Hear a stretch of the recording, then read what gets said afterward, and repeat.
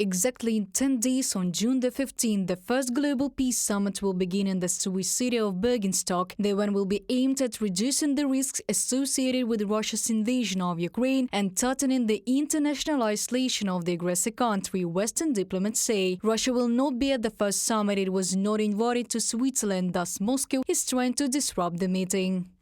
The stronger the opposition, the more significant the initiative. If the peace summit had been a passing event, we would not have seen such a position. Russia uses three types of countermeasures. The first is discrediting the peace summit through sending letters, public statements and closed meetings, where the Russian Federation is trying to convince countries of its insignificance. The second is attempts to convince individual countries not to participate in the summit at all. The third is attempts to convince countries that have confirmed their participation to come at the lowest possible level. Dmytro Kuleba, Minister of Foreign Affairs of Ukraine.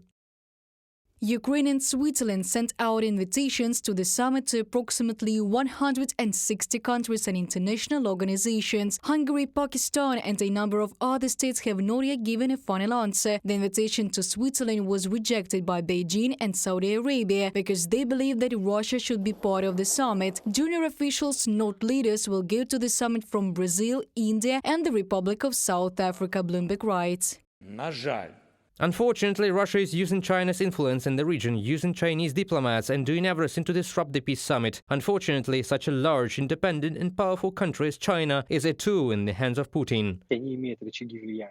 They have leverage over countries in the global south, including American countries and some Asian countries. They are actively trying to promote their interests in Latin America. You need to understand that China is acting solely in its own interests. This is not a matter of playing along with the Russian Federation or supporting it. China is now bargaining with the West on various issues, including economic ones. As of June the 3rd, 107 countries and international organizations have confirmed their participation in the upcoming peace summit. The United States of America will be present. However, the state will not be represented by President Joe Biden, but by White House National Security Advisor Jake Sullivan and Vice President Kamala Harris. Most EU and G7 countries will come to Bergenstock. Despite pressure from Russia, the UN confirmed participation in the summit. An event of this scale is a good opportunity to form an understanding of what victory for Ukraine should look like for the international community.